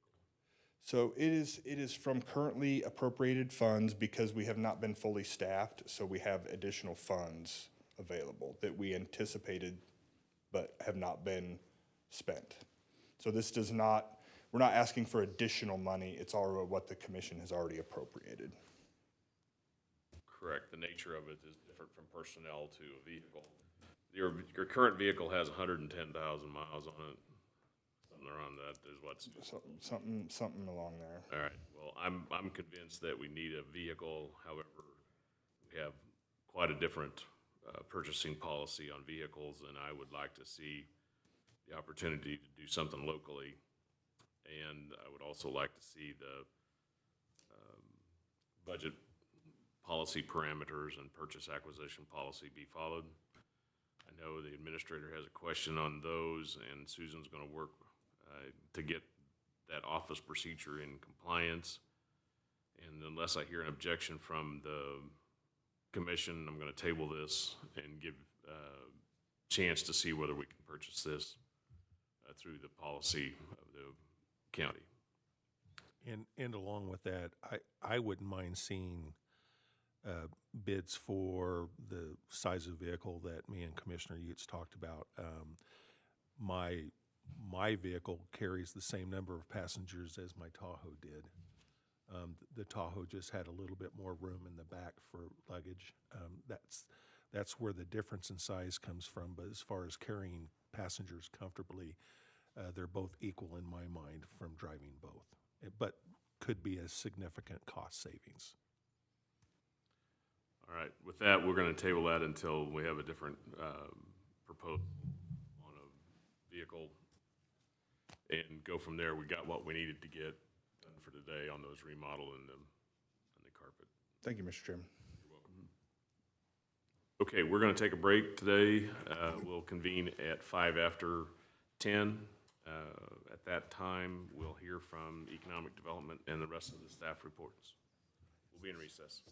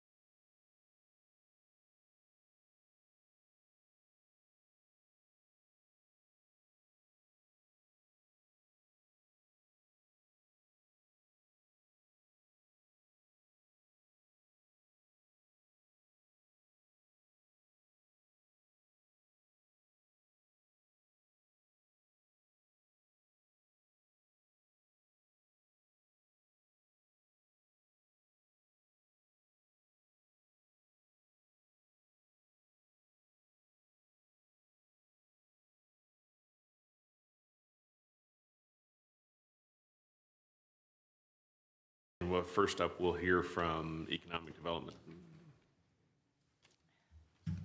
Good morning, Lana Duvall, President and CEO of Finney County Economic Development Corporation. A few updates for you this morning on the housing side. We're seeing some good movement on some additional housing developments, several in that immediate growth area boundary that you all approved the expansion of this morning. So thank you for that. That will allow us to move forward with many of those projects that are really, really close to the corporate city limits, and we want to ensure that they're designed in such a way that the continued growth doesn't leave us with very odd and awkward developments stuck in the middle. So thank you for your attention to that. I also met with Country Acres, which is the Gary Spikes development. They've completed phase 1 and are working now to plat phases 2, 3, and 4. So we had a meeting with them and county staff last week to answer some questions and discuss changes going forward for them. And then the apartments are underway on Palace Drive. So if you haven't been by there, you can take a drive by. Those are going up pretty quickly. So we're excited to get those in place. How many stories are they going to be? I think it's 3, I think is where we landed. Do what? I think they landed at 3. 3? Okay. I just driving by, I'm trying to figure out which. Yeah, I think that's correct. There were many iterations that went back and forth, so I don't remember for sure at this point. Is there any reason why we don't build anything higher than 3 stories? Is there some type of a city ordinance about that, or? There is not, no. It would be nice if Garden City had a high-rise that we could see as we drove into town, like when you're going to Great. It would be nice if we had about 100 stories of, yeah, I agreed, but Converse with the fire department. yeah, you do run into significant design and additional challenges. Once you go over the 3, sometimes 4, depending on how, but you get into steel construction, which increases the cost pretty significantly, as well as typically when you have anything taller than that, you're going to have interior corridor instead of garden style apartments. And when you do interior corridor, again, your price, it goes up significantly, very similar to a mall or a hotel. Once you create more common space that doesn't actually generate revenues, the cost to build those gets pretty challenging. So, yes, but agreed, we just need all the housing and just stack it on top of each other, right? Industrial and agricultural projects, we're working with several potential new industrial projects right now, large acreage projects, as well as some with higher employment needs. So we're working to balance those and determine for sure that we can meet all of their needs as we go through that process. So hopeful that we'll have some motion on those after the first of the year. A couple of those are wanting to move pretty quickly, so we anticipate that we'll see activity take place, I would guess, January, February at this point, which is exciting. Working on 3 large industrial expansions in the community right now. Empirical is operational now, and we're hearing good things, so that's exciting. And then you all have heard, I'm sure, about the Tyson plant closure in Lexington, Nebraska. We are working with the local Tyson group to try to identify housing solutions for some of those folks as they work to relocate some of those folks from the Lexington plant, potentially even from the Amarillo plant, where they're going down to a single shift. So we'll continue to work with them on identifying housing solutions and creating housing solutions wherever possible for those as well. On higher education, K-State their new program is set to start in the fall of 2026. This is a program set up very much along the lines of what we've done with Newman University, where the students go through Garden City Community College first and then transition directly into the KSU program. We are doing joint advising, and we are doing reciprocal enrollment. So when they enroll in Garden City Community College, if they've already identified their 4-year degree pathway, they can dual enroll at that time, so that we ensure that it's a seamless transition for them and for their families. So very excited about that. Newman is adding additional programs and expanding on programs that they've already started. So that partnership continues to flourish, and we are extraordinarily thankful for their investment in the community. And then regulations, we've been working with the county staff to align the regulatory policies and procedures with future needs. There are a lot of things happening right now, and as a community, we need to make sure that we're in a position to act quickly when those opportunities arise, and also to have modern policies and procedures in place. Unfortunately, as Mackenzie has told you many times, our regulations are quite outdated, and often quite contradictory. So it seems like every project that we talk to, we find another issue. So appreciate the administration, the counselor, and Mackenzie's work on trying to get this modernized and get those changes in front of you. Happy to answer any other questions you may have. Your annual meeting is in January, correct? It is set, we just set it last week for January 22nd. That will be held in the endowment room, Omar Angeles Endowment Room at Garden City Community College. We have our board meeting on Wednesday where we will confirm the details, but typically we start with the regular monthly meeting that morning around 10, and then transition into the annual meeting. Usually registration for that is at 11:30, so you all show up at that time and get your lunches and settle in for an exciting year in review. Wonderful. Other questions for economic development? All right, thank you. Thank you. Mr. Administrator? Good morning, Commissioners. Exciting updates for you all this morning. I wanted to update you guys on some recent hires that we've gone through. We've hired Yemi Darville as our Communications Director and Public Information Officer. Very excited for her to start her career here at the county. I know you guys are familiar with her work there at the city, so we're excited for her to start and get really ingrained in the community, ingrained in our organization, and really help us with our communication efforts. Also hired Clay Billings as our Director of Information Technology. Again, someone with a lot of experience dealing in the local government and public sector. So we're excited to get him in the organization as well. You know, he's joining an amazing staff with Cheyenne and Tim in IT. So we're excited to see what they're going to accomplish in the years to come. I also wanted to give an update, a very exciting update for me especially, is our VRF.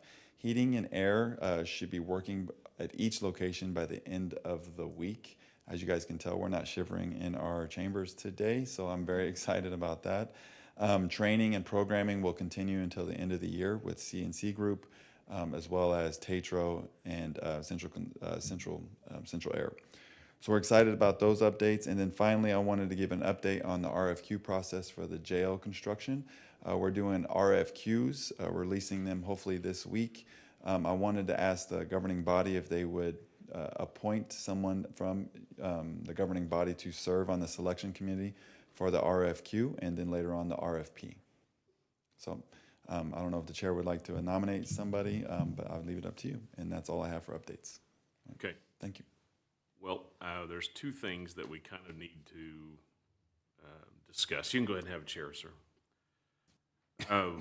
With regard to the jail facility itself, at least I envision that we'll have a ad hoc committee of this commission to supervise all aspects of the jail, and then also to have another same committee to do the law enforcement center. These are major projects of 55 million and 30 million or more.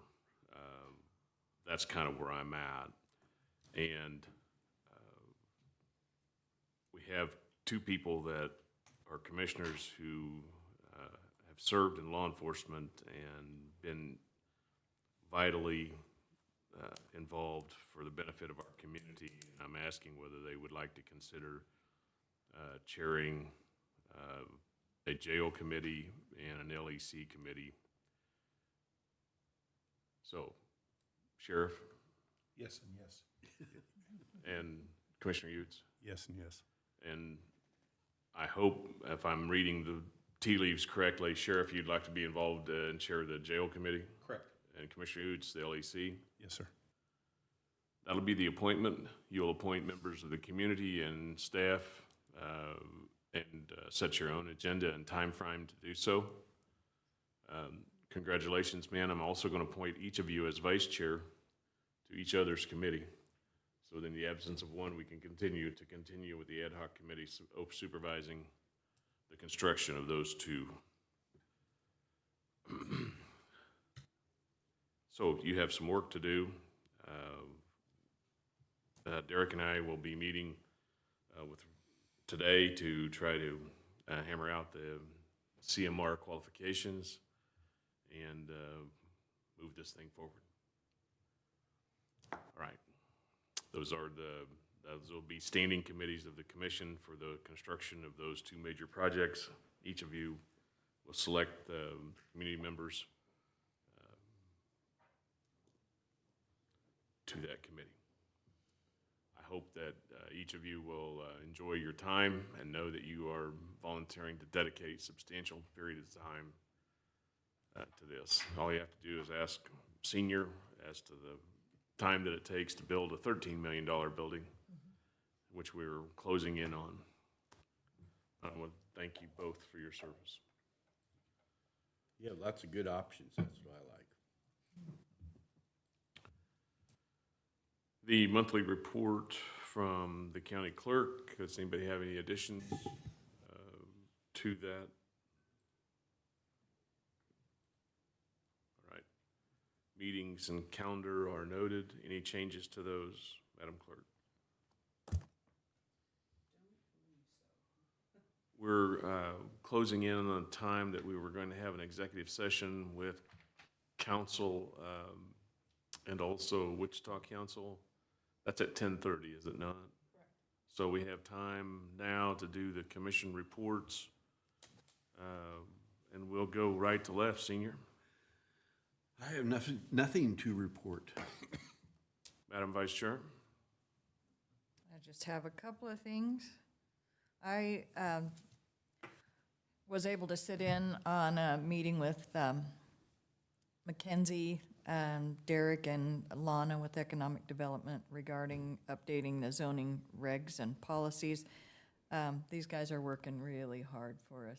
I really appreciate it, and it's some work that I think has been long overdue, and just working on one particular area right now, but hopefully we'll end up, getting through all of the different zoning regulations. Had a library board meeting, that went really well. They are thrilled. It was nice and warm in there. Everything went well. They're looking at, after the first of the year, going back to full normal hours. They're just a little bit abbreviated right now. And I did attend the Builders Association annual Christmas luncheon, and it was awesome. They did a good job. Also was able to attend the Western Kansas Career Showcases event on Friday.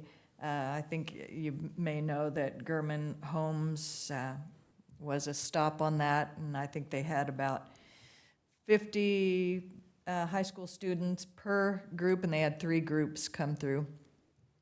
They debated moving us indoors to another facility because it was cold, but the instructor, Kurt Nemechek, said, well, they're going to have to get used to it if they're going to be working in this, this type of work. There will be days when it's really cold.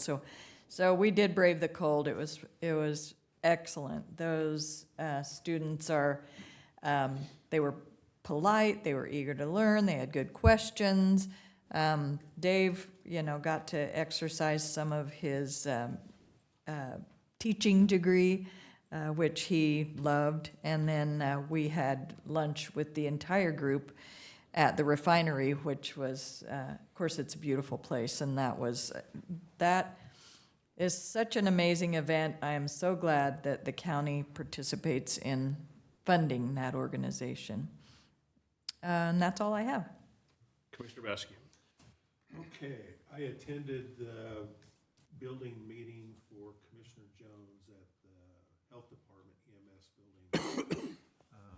Just a status update Everything appears to be on schedule. Took a tour of the building. It's coming along. I think I was at the one prior to that for you, or maybe two prior to that, but Two prior. yeah, but they have significantly come along with drywalling some of the building and everything, so. Are they having to heat it now? Because at one time they were having, the temperatures were fine for those guys working inside. But I don't know, we've had pretty chilly weather. Well, when I was at the meeting, it was still a really nice This day, day. so there wasn't any heating going on in there while I was there. So it was very comfortable on the inside.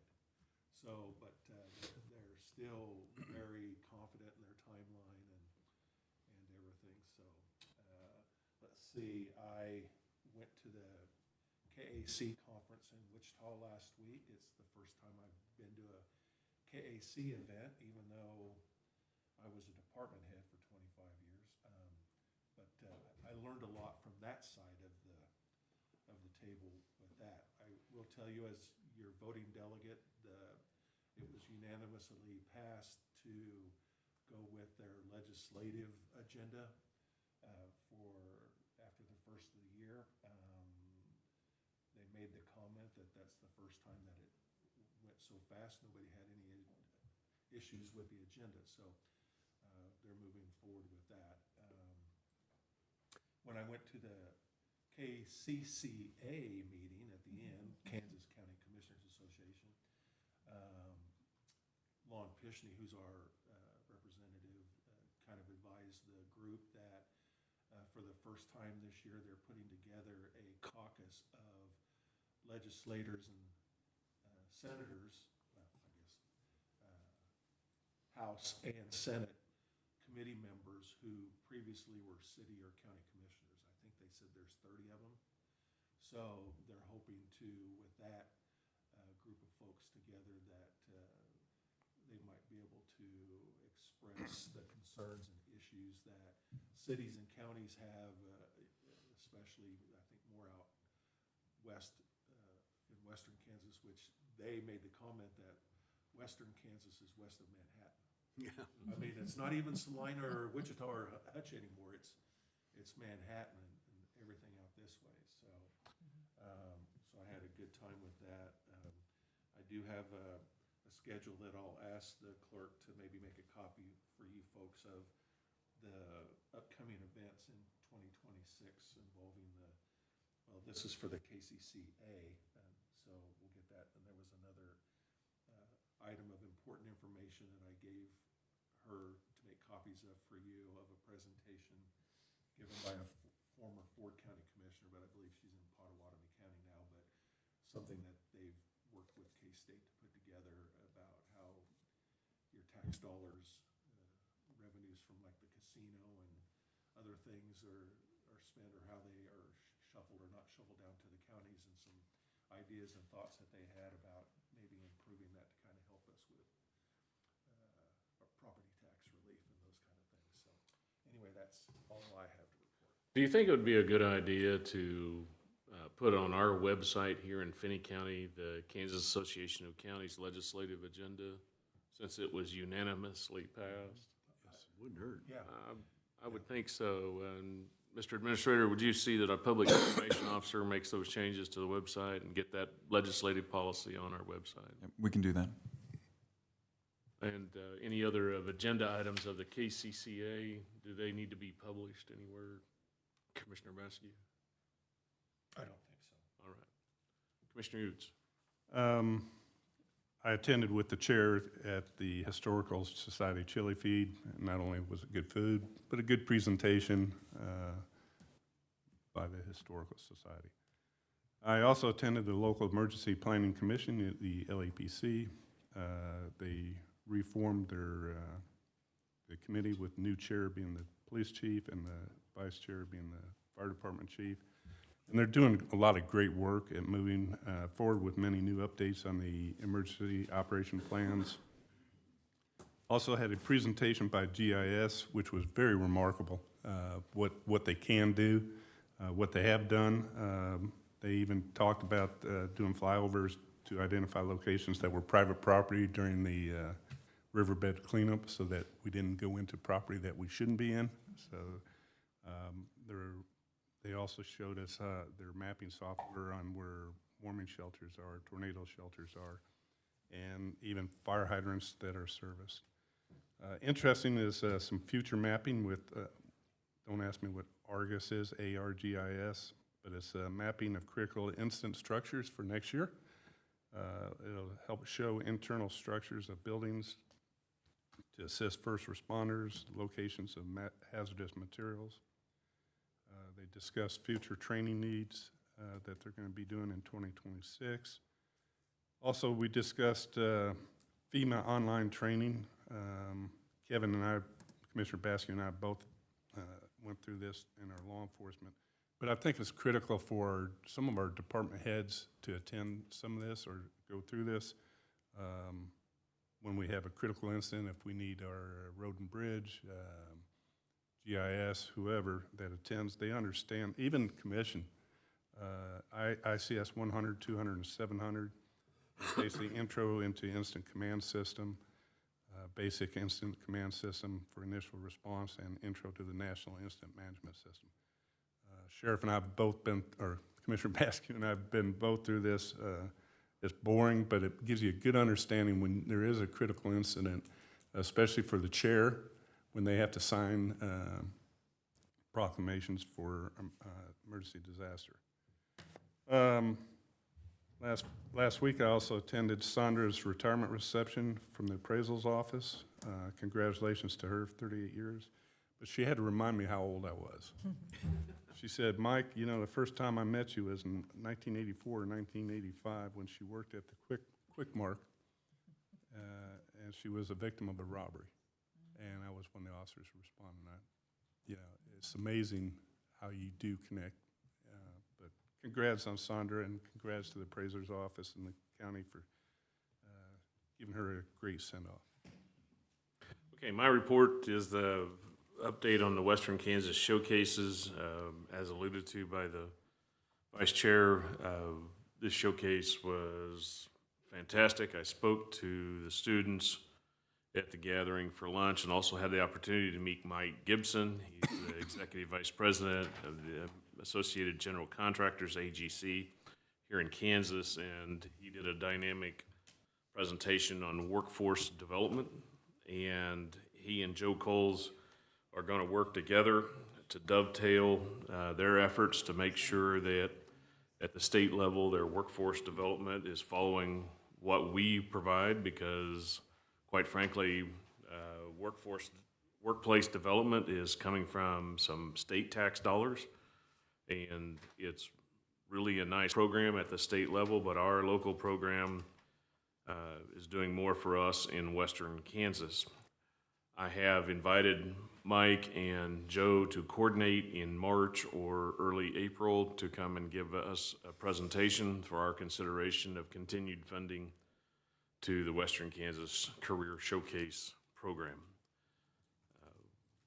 As everybody may recall, our funding of the showcases is now a general fund obligation, and which means it comes on the backs of everybody who pays taxes rather than from any other source of funds that we have.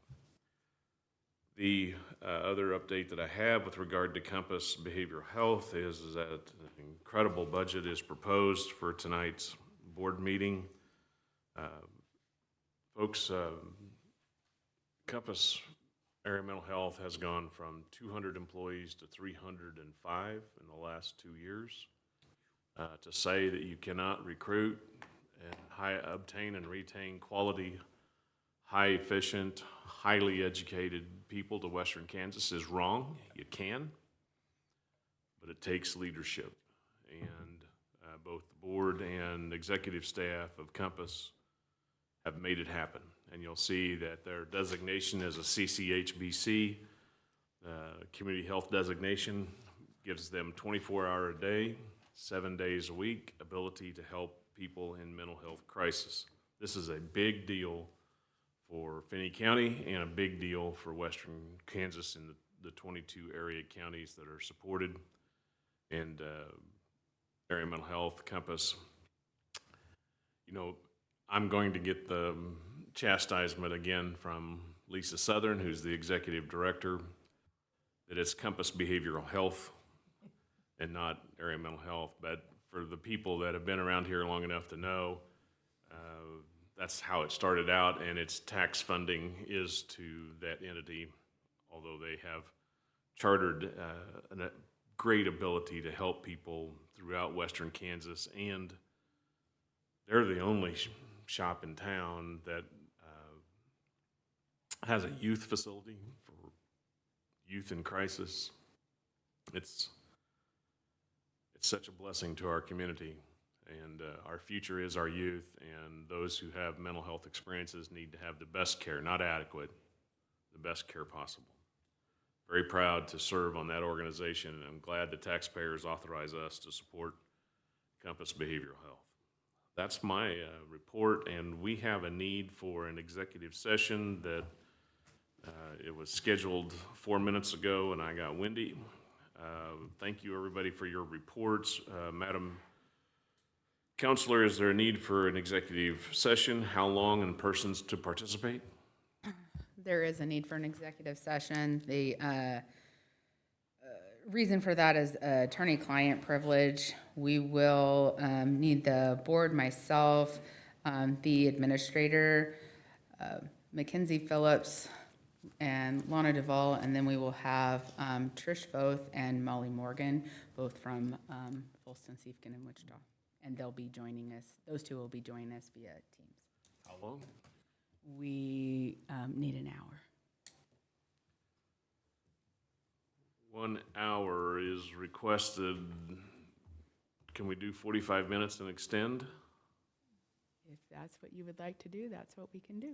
All right. I just don't want to be, we can always come back and extend. All right, motion to go into executive session for attorney-client privilege with the administrator,